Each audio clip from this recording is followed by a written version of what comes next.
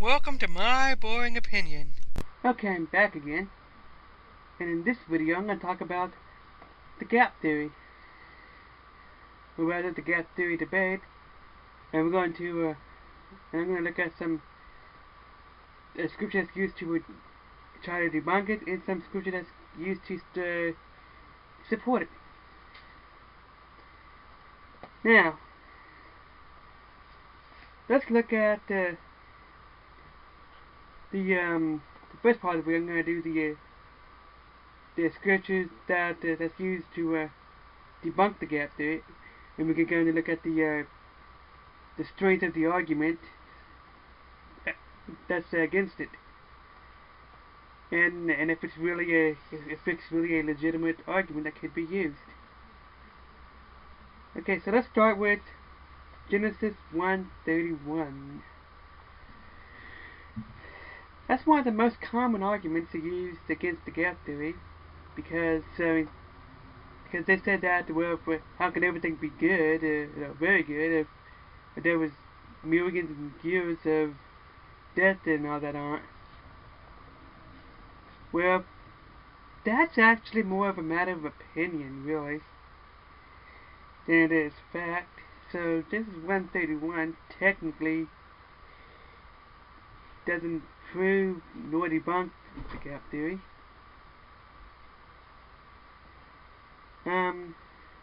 So that's just a matter of opinion right there, really. So that's a very weak argument. One scripture here, a couple of scripture where it makes more sense to try to use. Matter of fact, I think I'll go to it right now. So the next one, Exodus 20:11, that makes a little bit more sense to use that. But then it begs the question, why does it say made instead of create? And it's also a different Hebrew word. And by the way, there is no proof that the words are used interchangeably at all. And if it was, you'd have to have 2 or 3 scriptures to demonstrate that it is used interchangeably instead of just one.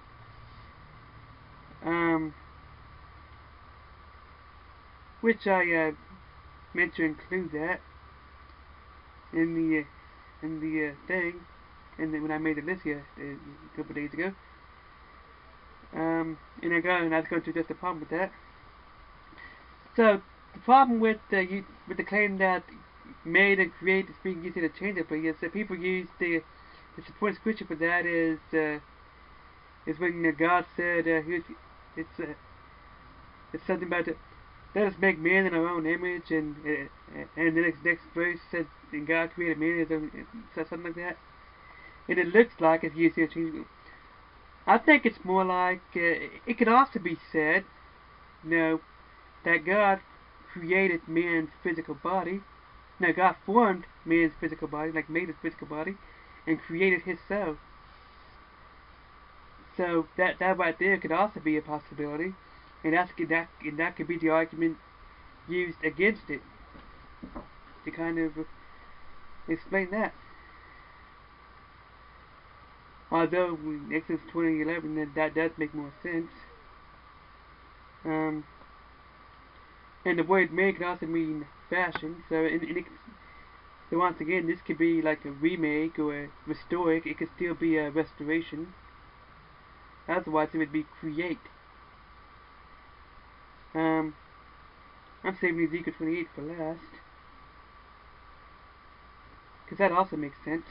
I mean, I can see how someone might use that. Matthew 19:4. Now, while it is very clear by the context, that this is talking about marriage and male and female, so then it leads the question: the beginning of what?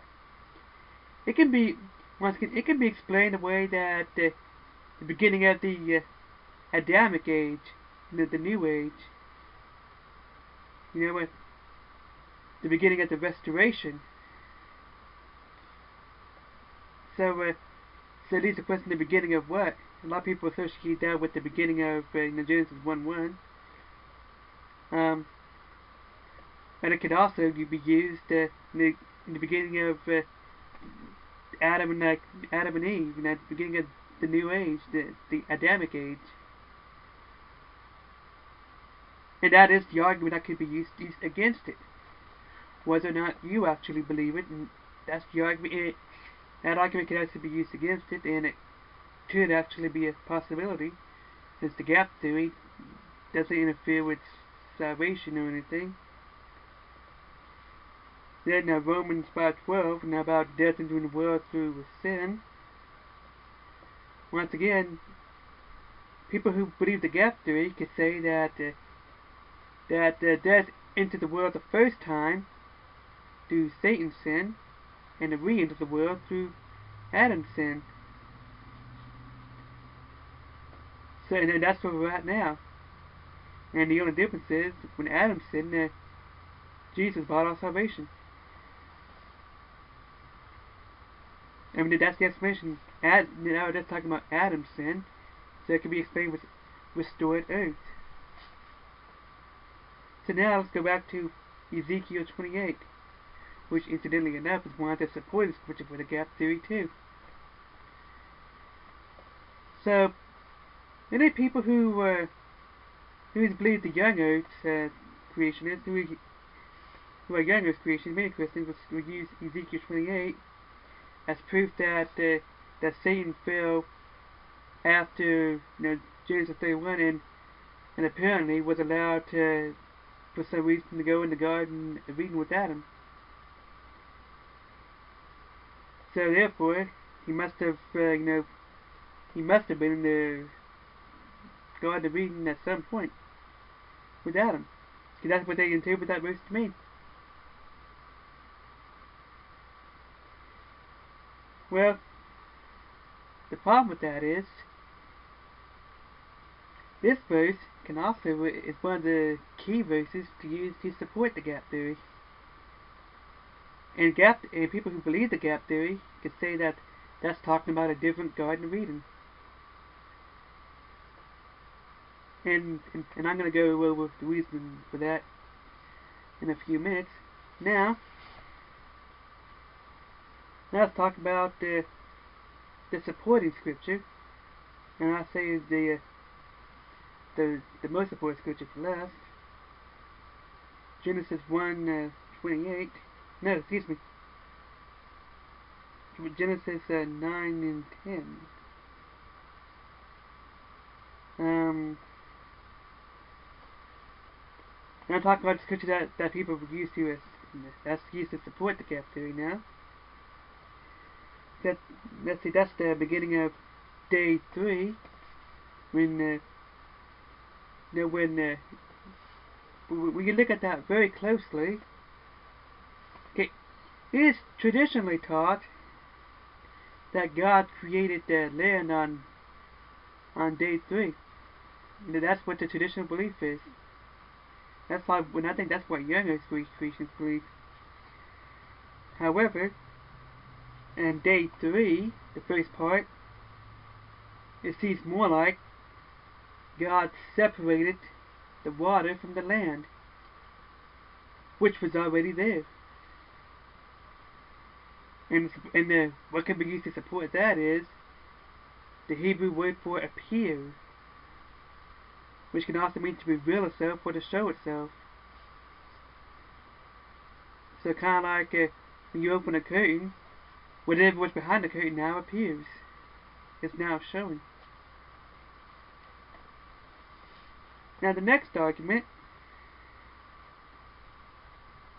is actually this is actually the only weak argument that I've seen to support the gap theory, and it is the weakest of all the arguments to support it.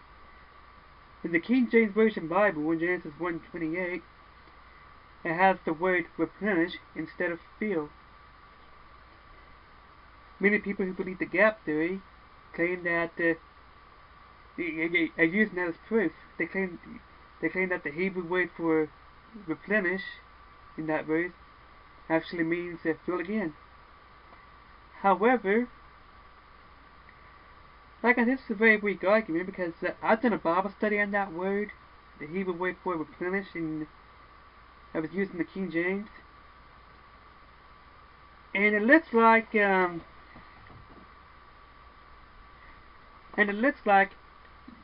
Earth's creationist argument against it, like when they debunked that claim. Alright, I mean, there was no evidence whatsoever that the Hebrew word for replenish means anything other than fill. However, that neither supports nor debunks the gap theory. It's neutral. Like I said before that, God separated the water from the earth in the beginning of day 3, and it suggests that land was already there. So it begs the question, when did God create land? When did God create water?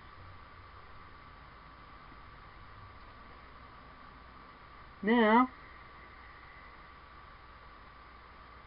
let's see, I think I say that for at last. Isaiah 45:18. That's another verse. Because God says He hasn't created the world, like God's talking about that He hasn't created the world in vain. Now, the Hebrew word used in vain is the same word that was used in Genesis 2 for void. So, yeah. So basically, I think that's claiming saying that God did not create the world in a chaotic state.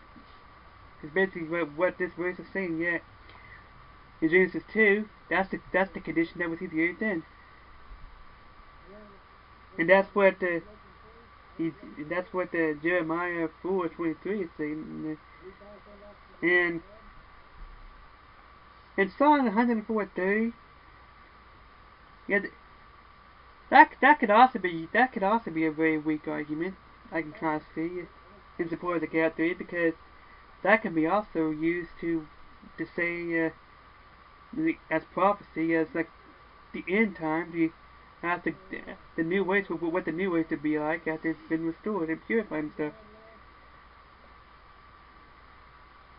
So that's also kind of a weak argument, so because it's open to that possibility.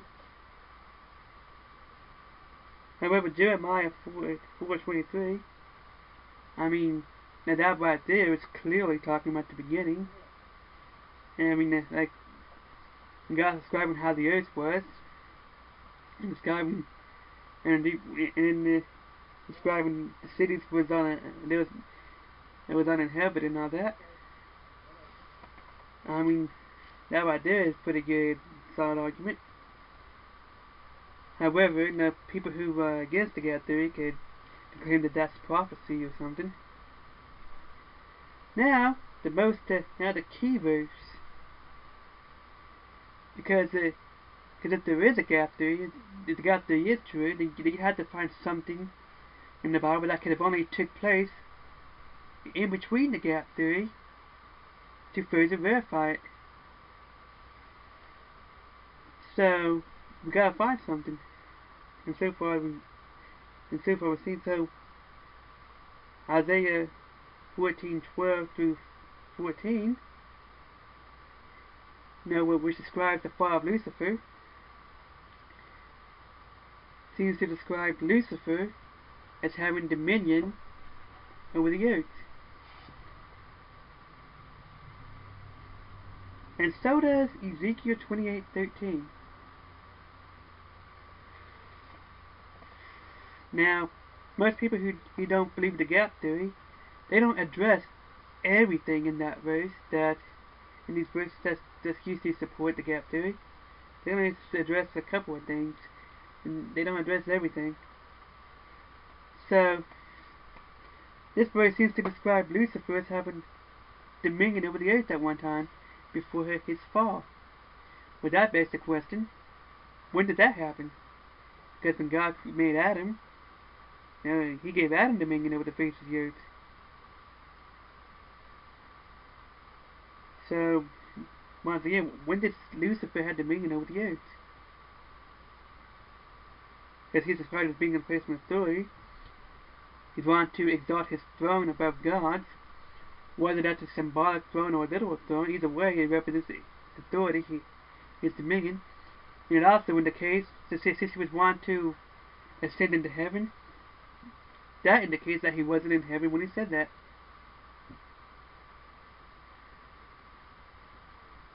And since Lucifer obviously had dominion over the earth before Adam, because God gave Adam dominion over the earth after Lucifer's fall, like God gave Adam Lucifer's old job. So yeah, so that right there is saying that it seems to indicate that Lucifer once had dominion over the face of the earth, because he's planning. Because when he says, "I will ascend into heaven," ascend from where? Then Ezekiel 28, and then Ezekiel 28 would indicate that Lucifer might have been in the Garden of Eden when he decided to rebel against God. Which then begs the question: what was he doing in the Garden of Eden? And if Lucifer was in a place of authority at one time, then why would he need to be in the Garden of Eden if Adam was already there?